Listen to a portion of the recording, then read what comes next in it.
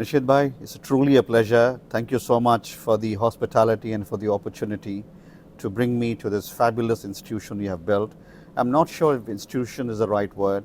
It's a place of solace and solitude, but more importantly, like you said, it's a place where ideation has to take place, ideation at a global scale.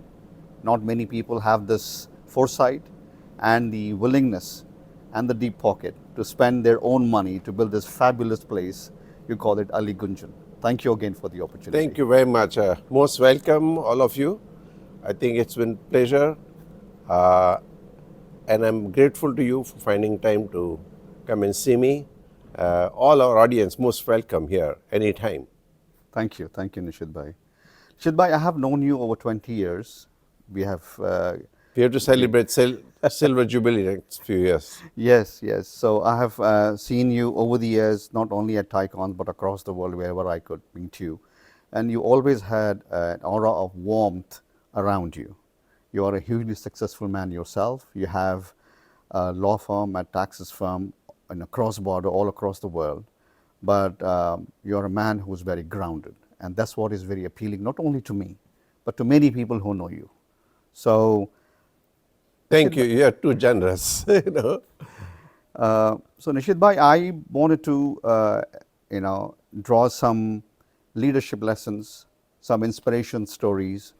You have had a long journey, but people who know you would want to learn, how Nishith Bhai started this journey. So I want to delve a little bit into your childhood and take you down memory lane to see, how the influences influence you to become who you are. And there will be some valuable lessons for many of the young people and otherwise to learn from you. So Nishith Bhai, let's take back to your early memories, your childhood, your growing up years, etc. If you can share something with us. Well, I think life is always up and down, right? And I think we call it a wave theory. It's going up and down, going up and down, up and down, up and down, like that, right? It's part of life. You have to enjoy these waves. Only time when you're straight line is when you're dead. So you have to see that, how do you surf along the waves. When you're surfing, you are enjoying up and down. Somebody who is on the shore, he will think he's going to die. Oh, what's going to happen to him? And they are worried more than somebody who's surfing. Yeah. So I think we have to bear in mind that, life is never straight.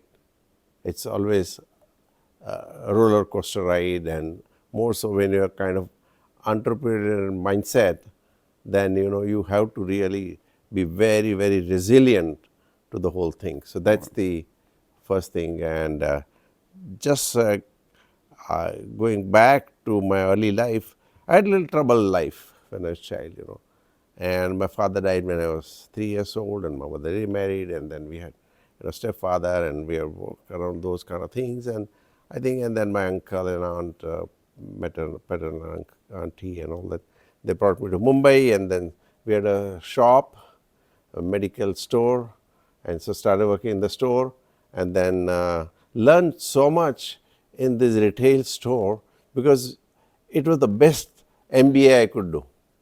Because every customer who came, you could immediately understand what his psychology is. He is going to buy, he is not going to buy. He is going to negotiate, he is not going to negotiate. Okay, each individual behavior, if you are, that made me an ardent student even organizational behavior over a period of time. Because you learn from people there how many different types of people you see when you're in a retail store. Okay, and I learned a lot out of that. And then I did my law. My maternal grandfather was a lawyer, and he was a very leading lawyer in the village, in the town rather. But I was in Mumbai, so I had to start everything de novo. And I finished my law in 1973. So this is my 51st year of legal practice, by the way.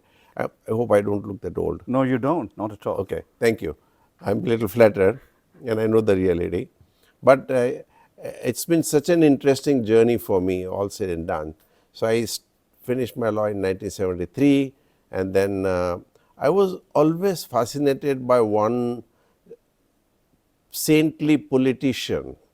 His name was Vinoba Bhave. And he said one thing in 1955, and he said, we have now got our independence, and we used to have a slogan or nara, what was being called, Jai Hind. Now time has come to talk about Jai Jagat. That means hail the world, not just India, right? India is one part of the world. So my mindset from the beginning was on the global. So globalization was set into the mindset. So I always liked to do international things. I always enjoyed doing global things and things like that, right? So I did my master's in law later on, and then of course I developed specialty in international tax and globalization, and then did, of course I have honorary doctorate as well in international tax. So the fun was in doing some of the interesting things, doing comparative law and tax studies around the world and connecting the dots. As Steve Jobs says, most important skill set that all of us need to develop now is to connect the dots. Yeah. If I am doing only one thing, I become super specialty person, and if I have no idea how it will impact the other thing, then probably I am not giving a holistic solution. So the solution mindedness also came from globalized thinking, and in the process today we do a lot of work around the world. Most of the clients are cross border, 70% are outside India. Although we practice in only Indian law, but we always work with local law firms. But we are more of architects for the work that we do than just a structural engineer, right? So architect has a lot more to do aesthetics, a lot more to do with the whole schematic of the thing. And then we believe that, local lawyers are good, so we give them the work, sometimes we work with them. And I believe that ideation and creativity is nobody's monopoly, and I can never say that I am doing alone. Okay, so always, we always like to work with teams, and we work with maybe 150, 200 law firms around the world, and I enjoy finding good solutions to the clients on globalization or other kind of thing that we do. I want to pick on something which is entrepreneurial. When you started practicing this, you picked one country that you thought would be good for the business. What was that country, and what made you pick that country first? I would assume that you're talking apart from India. Yes. Because India was one thing. No. But I found somehow the other that US, is an interesting jurisdiction. Most of the Indian lawyers were going to the UK, okay, London, because most are barristers, and traditionally it's a great place, no doubt about it. Yeah. But it was too crowded a place. So I thought I need to move away from the crowd and do something, and I felt US would be the best place. And one other reason, because my interest has been in research, academics, thought leadership, apart from regular practice, almost 40% of our time we spend on research, academics and things like that. And I found that new level of thought leadership is coming out more from the US. Then UK has lost its edge to some extent. Okay, I'm not finding very exciting theories or otherwise coming up. Yeah, there are exceptions, but by and large I found a lot of new age issues are attempted to be at least addressed in the US. So when I read research papers in the US or otherwise, I find that is interesting. So we focus mainly on the US. Of course, we are practicing now all over the world. Yeah. But it's the starting point, as you say, just to be more specific, that this was one geography that was very, very helpful to know. Yeah. US in general, but Silicon Valley in particular, is the hub of innovation. Throughout the world, all kinds of entities would want to come and put their bases in Silicon Valley. Many other countries try to ape it and have been successful only so much. And Silicon Valley continues to generate that innovation and entrepreneurship. You have a great office in Silicon Valley in Palo Alto for many years. You are right in the epicenter of all things innovation that is happening around there. What are the couple of traits that you saw that really inspired you and said, this is the place where innovation will continue to happen, and this is where I need to be? I think first thing I observed, the mindset. In Silicon Valley, it's not a crime to fail. It's a crime to fail dishonestly. Okay, then it's a very different thing. But honest failure is more celebrated, more respected. Sometimes people get better jobs or better opportunities by failing, you know. So I think how do you convert failure into success? I think is the first lesson that I learned. Yeah. Second thing I find Silicon Valley is there is great deal of humility. Yeah. You meet continuously so many billionaires, yeah, but they never show off themselves. Okay, and they are even in terms of dress up, otherwise they are very casually dressed, but you don't know who's who. Yeah. And I learned a lot about humility from Silicon Valley entrepreneurs. And of course, it does not mean that others places do not have that, but I think Silicon Valley as a culture has, you know, this trait which I learned, that you be successful. Okay, failure is not a crime, but at the same time, if you are successful, be humble. More successful you are, more important it is to connect with the lay person, the common person, and you never discard somebody. Nobody is stupid there, you know. Yeah. You may have stupid, apparently looking stupid idea, but turns out to be most brilliant. I think those are things I learned, yeah, in Silicon Valley, and also we opened office in Silicon Valley because I found that California was, I think, at that point of time, 7th or 8th largest economy in the world. Now it must be 5th or something like that. Yeah. So I think, and it's diversified. So you have technology companies, you got in Silicon Valley, you got media entertainment, new media, yeah, in Los Angeles, biotechnology, telecommunication, San Diego. Yeah. So it was well spread out economy. So in 5 hours time, you can reach from one end to other. And so we thought it was a good idea to be there, and it has been wonderful. The most exciting thing for me is people are so nice.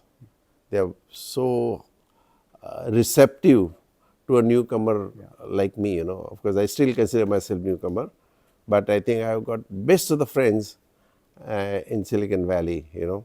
Yeah, yeah. One amazing thing that happened in the last 20 years especially, I started the, you know, probably going back 40 years, the first generation of Indian Americans who went there from middle class backgrounds, yep, in India, took only their education with them, and they studied their masters and some of them PhDs, became very good professionals. But to cross the chasm from professionalism to entrepreneurship was very tough for them.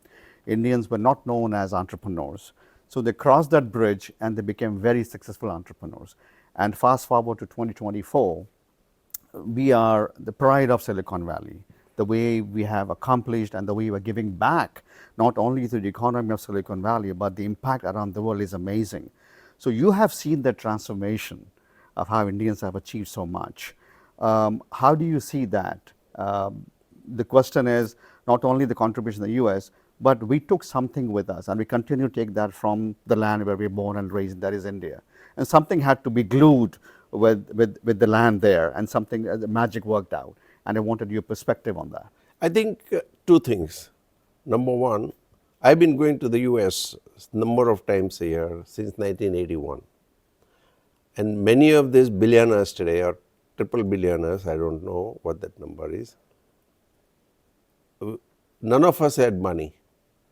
So we used to share what we call cutting coffee. Because in Ahmedabad, there's cutting chai, you know. You have friends, but you can't afford 1 rupee chai, so you have half a, you know. Similarly, we used to have 1 cup of coffee, but share each other. So sharing was one of the important part. But if you ask me, one single thing that really might have helped Indians to go there was carrying of Indian philosophy. Yeah. I think most people do not realize that philosophy is somewhat equivalent or similar, if not identical, to mathematics. If your principles of maths are clear, your answer is clear, 1 + 1, 2. Correct? Similarly, if your philosophical base is clear, your decision making is clear. I will do this, I will not do this, I will do this. Most of the decisions in life are because of philosophy. Yeah. Every chairman's statement, annual statement, you see first paragraph say our corporate philosophy is so and so, so and so. What I find is many of the technical institutions or other ones do not teach philosophy. They do not teach ethics, or at the most is a sideways, not a core. Yeah. But where do Indians learn philosophy? It starts with family. They get culturally attuned to philosophy. And one, if I have to pick one item out of the philosophical approach, that makes people work hard without expecting fruits, is called karmane vadyakarishtu ma phaleshu kadachana. That means you try your best. Then whether you succeed or fail, leave it to God. Whether you believe in God or not, whatever it is, I am not being judgmental here. But you leave it to the destiny or whatever it is. But your job is to do your best. Put 100% commitment. Commitment is never 99%. It's 100%. So do your commitment, put your best, and try out. So your ability to take risk is far better than all these risk management tools. In fact, risk management tools makes you handicapped. Many times I find companies have excessive risk management, and then you have a problem. Okay, because then it ceases to be innovative, ceases to be entrepreneurial and things like that. So it is important, yes, as you grow, but at the same time, one single thing that I think people have taken with them is this principle, karmane vadyakarishtu ma phaleshu kadachana. So I think philosophical base that people carry allows them to live in harmony with each other and at the same time do their best, okay, without expecting fruits. And when you do certain things without expecting fruits, then often you are more successful than your objective criteria or targets and things like that. Of course, I am not being judgmental here, but when you want to pursue a purpose, when you pursue something interesting, more likely than not you will somehow or the other find way to succeed. Yeah. I want to extend what you said about philosophy. You have been an early contributor to a great organization called TIE, the Indus Entrepreneurs. The early founders, starting from AJ Patel to Kanwal and Suhas and Kailash and everybody, and so was C.K. Prahlad and everybody else. All these were first generation Indian Americans who achieved great success, and they decided to come together and give back to the broader community and train other entrepreneurs so they became better than their own successes. And that philosophy that was instilled in the organization continued the growth of TIE for the last 32 plus years now, 18 countries, 60 plus chapters around the world. I have been a beneficiary of that. I feel very blessed that I had the opportunity to work very closely with all these great founders over the years. You have been, like I said, an early part of that, and you contributed to that. Some thoughts on the coming together and the success and the give back of the TIE ecosystem? I think beyond normal commercial life, I think initially you want to gain, you want to acquire. But as you grow further, and if your philosophy is right, you are more happy giving away. There are a number of ways in which you can give away. It may be money, it could be in cash, it could be kind, it could be in mentoring, it could be a number of ways. Only money is not the criteria. So I found that apart from whatever money is one thing, but the mentorship that is imbibed in the culture of the TIE members or the charter members in particular, I think that has been the super success for the whole community. And I think that mentoring system and Guru Shishya kind of pratha, what we call, right, the tradition, I think that also was imbibed in the philosophy that if I learn something, it's my job. I believe that if you are successful, you are never successful unless you at least make 2-3 other people successful. Otherwise, solo success is no success. Yeah, absolutely. Moving the conversation forward, Nishith bhai, now that you see the emergence of India on the global stage, I think every nation goes through this cycle. And as we all believe, and I firmly believe, that the next century definitely will belong to India and Indians. We have a huge number of youth who are young, yearning to grow and grasp, whatever is being taught around the world and become successful. When you look at the youth in India today, and you look at where Silicon Valley or US in general was in the 80s, are there some parallels you draw or the contrast that you see that would work for the advantage of the youth here to become global leaders? I think the way in which I look at, if you are young, you might soon get old. Before you get old, try to do your best. Now, is India the youngest country? No. Which is the youngest country? Africa. It is 19-year average youth, right? Yeah. So we have to transfer a lot of things that we have done to the dark continents like Africa, and very little thought goes into what their plight is, what their way of doing things. So we have, time has come when Indians are becoming successful, but also we have to have parallel mindset that there are other countries in the world which also needs our, results of experiments. For example, I believe the biggest innovation that we can do, technology is a forte of Silicon Valley or whatever it is. It will also be helpful. Today, most of the mindset is me too in India. Slowly, because imitation is best form of appreciation. So after that, I believe we'll also emerge into a lot of new interesting technologies coming, but still Silicon Valley remains. But where we have great opportunity is to engage in what is called social innovations.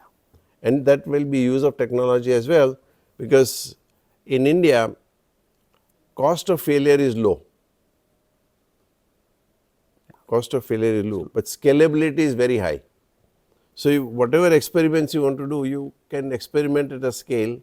And when I say scale, scale means going from here to here, not growing. Some people hire more people and we are scaling up, but that's like growing fat. I'm not being judgmental again, but I'm saying that scaling up, is very important. Yeah. So you can scale up the business with a lot of experiment, a lot of other things, and the results can be applied in countries, in African countries, in countries like Haiti, and many other countries are now looking to India for inspiration. If it's Aadhaar or other kind of payment systems, it's Africa that is looking to India.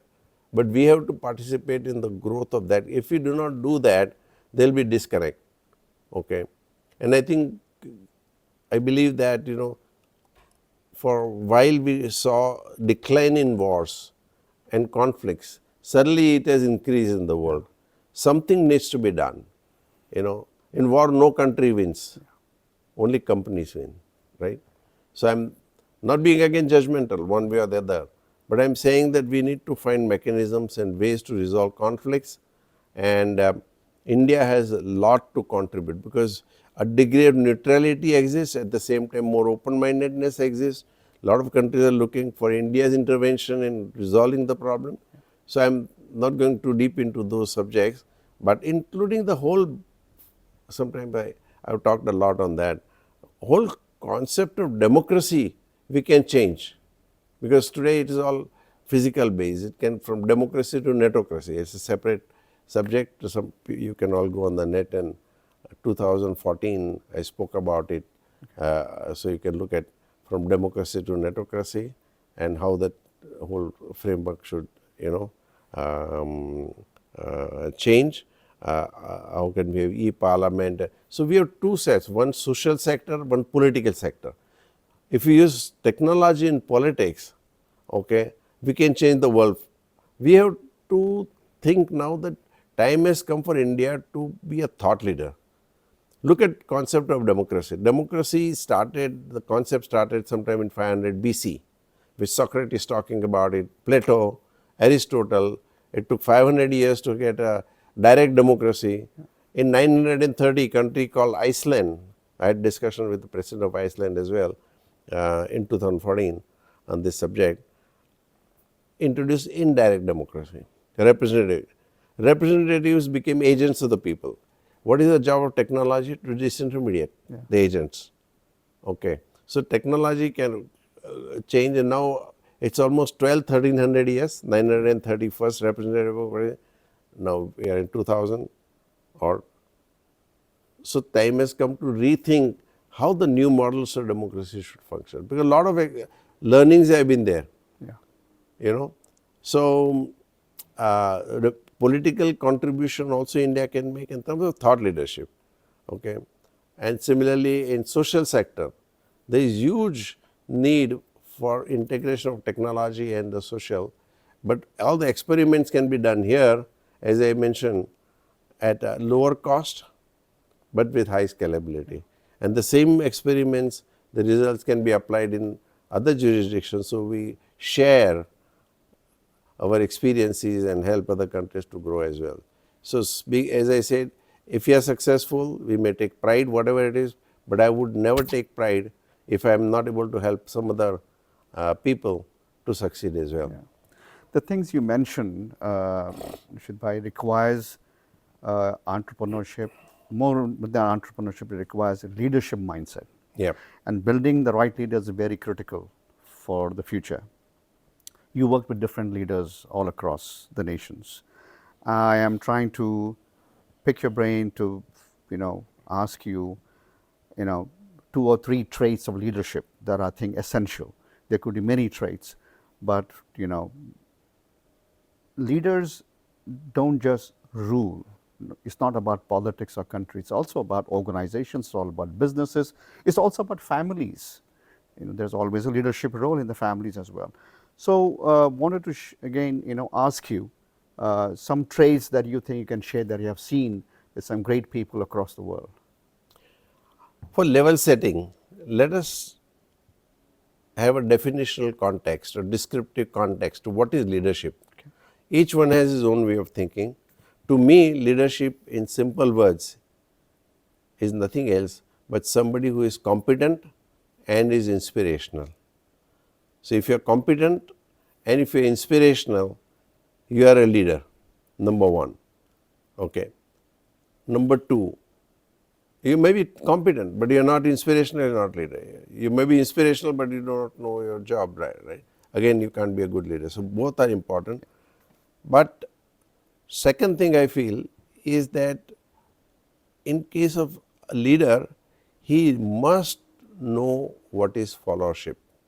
So, there are 2 books, Everyone a Leader and Everyone a Follower. In fact, our whole law firm model, we removed all the hierarchy except to like members who undergo training and the leaders. It is a network leadership model that we have gone into. We are experimenting with that. I think in many pockets it has been very successful. We have been able to bring out young kids into the leaders level very fast without getting into the hierarchical mindset and stuff like that. I am a follower to many of my juniors. Yeah. Okay, I learn a lot. Every morning we are continuing education program 9 to 10. I have to attend. Okay, and learn from my juniors because they know a lot more about current technologies, current developments, many other things. So, I can never say that mane badu avde chhe. In mane badu means I know everything. That's a typical MBA mindset, we call it, right, in Gujarati. So, it's important to understand that you can never become a good leader unless you are also a good follower. And you have to believe that no idea is stupid. Okay, you have to think about it.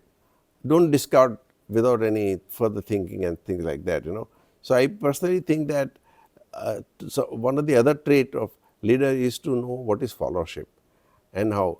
Today, I consider even some of my back office person, in India we don't call traditionally called peons and stuff like that. We don't like to use that word, right? They help us.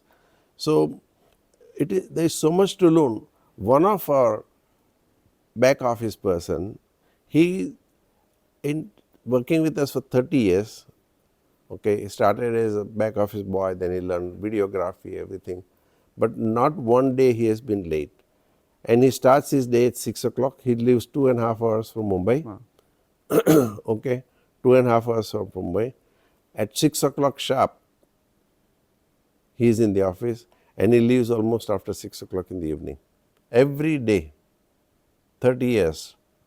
Now look at the degree, and every time he is so enthusiastic, and many of the traits that has gone into other people as well. So, creativity and discipline are the new things that we need to combine. At one point of time, whole organization was regimental. Now every organization needs to be creative. But just being creative, because many times creative people are not disciplined and disciplined people are not creative. If you can combine the two, it will give you a nuclear power. Most important thing is, I think, stay humble, and I think this is one thing which we all need to understand, that there are a lot many smarter people than us around. The moment you get that mindset, you get arrogance, and once you got arrogance, it's the beginning of decline. Yeah. No, very well put. Finally, we come to giving back. Most people of your generation are at a phase where they are thinking, how do I give back in the best way possible? So not only do I leave an impact and legacy, but also I empower a lot more people to continue doing the good. So they can do this paying forward philosophy. You have put this amazing structure here together. It's a beautiful facility. About depending on how you come from Colaba, Bombay to Alibag here. We came on your speedboat today. It took us 18 minutes to come here. Thank you. So I want you to share how you thought about this facility, and you have taken the pain and the pleasure to show us around personally to every single room, and that has been so meticulously designed and crafted for the comfort and for the fabulous experience of people who come here. So, but as you said, this is a private entity for public good, and I want you to share the philosophy and the thought process that went to building and executing this beautiful facility. Yeah. First of all, I think I must thank my wife. Okay, I'm a follower, so most of the time I follow her, and she has all access to my everything that I have, right? So sometimes she uses her discretion.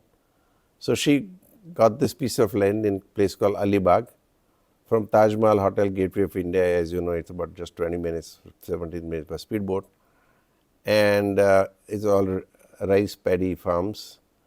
And I said, oh, why did you buy this land, what will you do here? She said, now you worked hard, and we should have a small cottage and retire and do. So what do you do in retirement? She said, we'll have our friends, have party and things like that.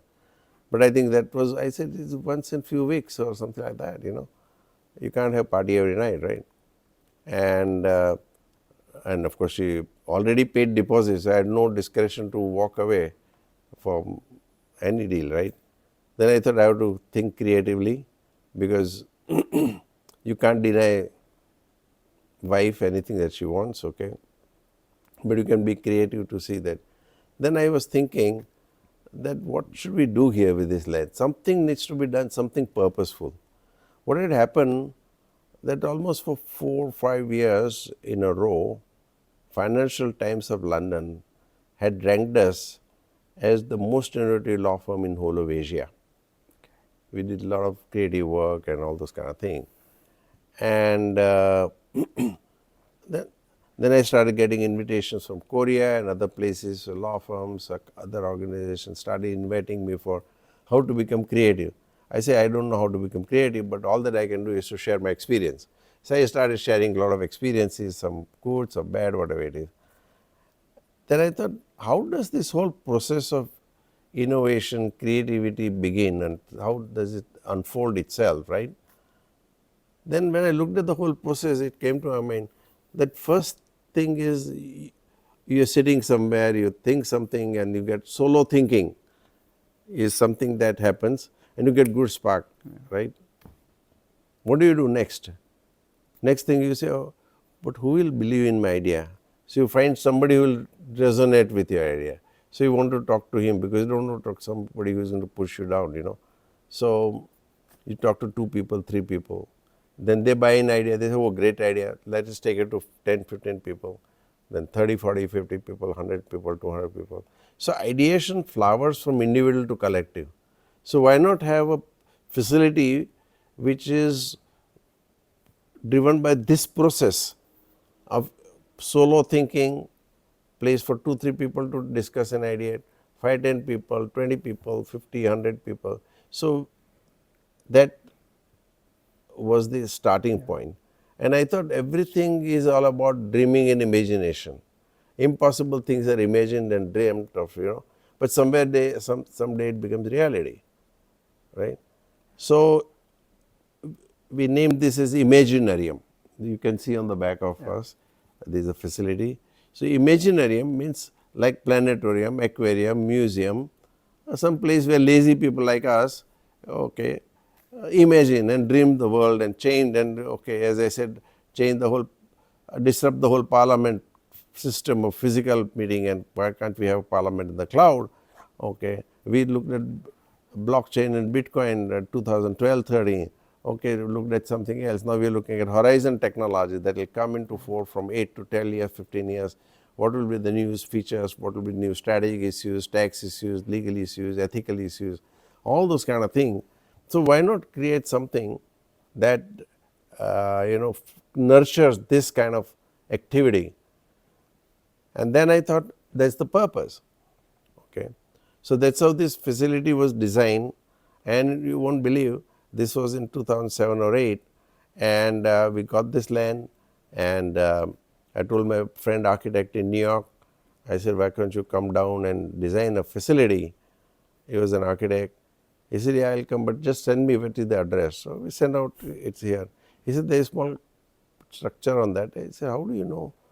He said, no. He downloaded the entire thing on Google, designed the whole thing sitting in New York without coming to India. And when he came inch to inch, everything was perfect. Then he designed the whole facility, and then, it took 7-8 years. And I thought that, can I borrow money? But I said, this is purpose driven, there is no revenue. Which bank is going to loan me money? Yeah. Okay. So for 5, 7, 10 years, drop by drop, we put money. It took 7-8 years from concept to the concrete facility, but we did not borrow anything because, and I thought in India and many other countries, to manage a charitable organization is a nightmare. Too many interference of government, too many people bothering you, and So we said, why not create a model, what we call private property for public good. There is so much property in the world. People own privately. They don't rent out. They don't do any use. They are just sitting doing nothing. So it is a waste of the asset that exists in the world. There is huge market.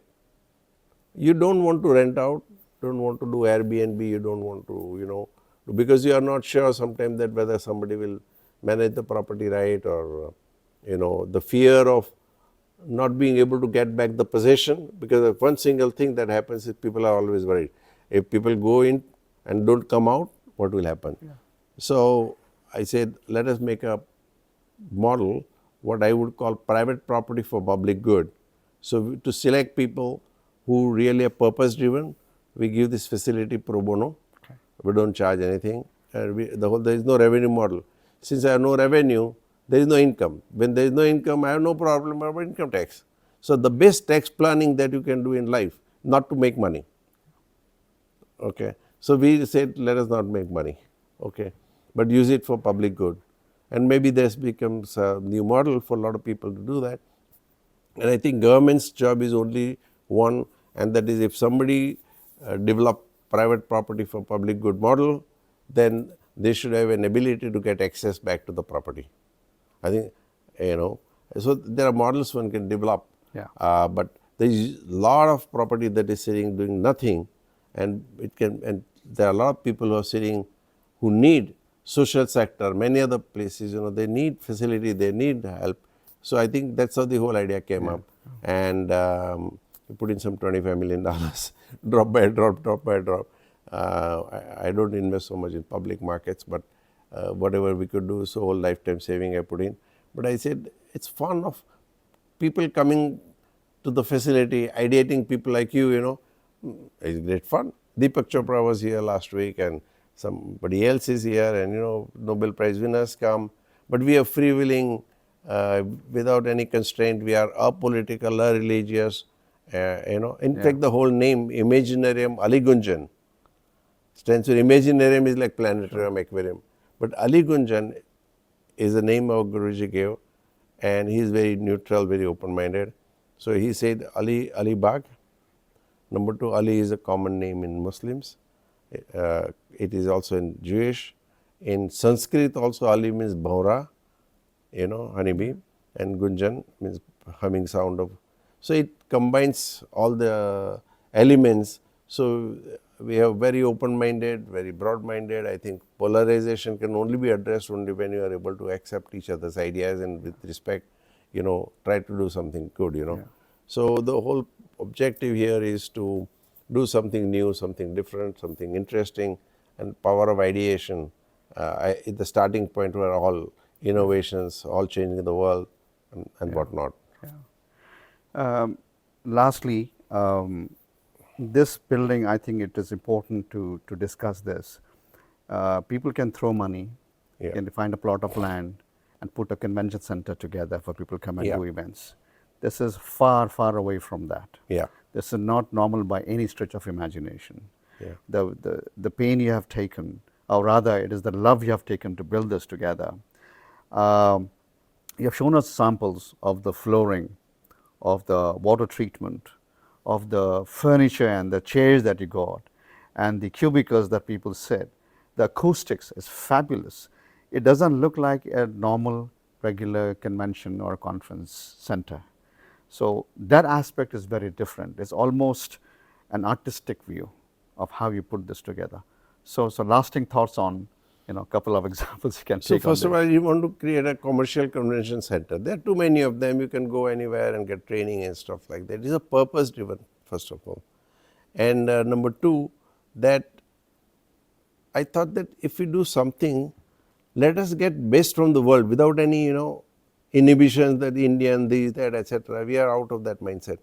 So let us get best from the world and create something best in the world to the best of our ability. So we got for 60% of the building has come from Germany. Now one would say, why Germany, right? When I looked at raised floors, the finest and the highest quality raised floor we got from Germany, Lindner. Okay. Ceiling we got from them. When I went to see the factory in Germany, it was the highest quality because most of the fire happens in India or some other countries is from wires. So you need a good raised floor and highest quality, most fire resistance, etc. When I looked at the factory, what surprised me the most, what is the raw material that was used? It was waste. The godowns of waste, and that created highest quality raised floor, and that excited me more. And this is what something we all in India need to learn. I'm not saying India doesn't have the talent, but I think there is a talent. But when you look at somebody else has created waste and created something best, you can do it. Okay. Same with chairs. You talk about chairs. What had happened in 1998? This is about, I don't know how many years that makes it, but 20s, my back was paining. So I called my same architect who designed this building. I said, my back is paining and what do you? Then he told me, recommended some chair, Herman Miller, another thing. And he said, buy one chair. It was very expensive those days. I had one today, because the back. So then they said, okay, I'll order one. But at night, I couldn't sleep because I felt that if my back pains, everybody else's. So instead of one chair, we imported 40 chairs. Okay, they are still lasting today as it is, But I think people's back is when they work long hours.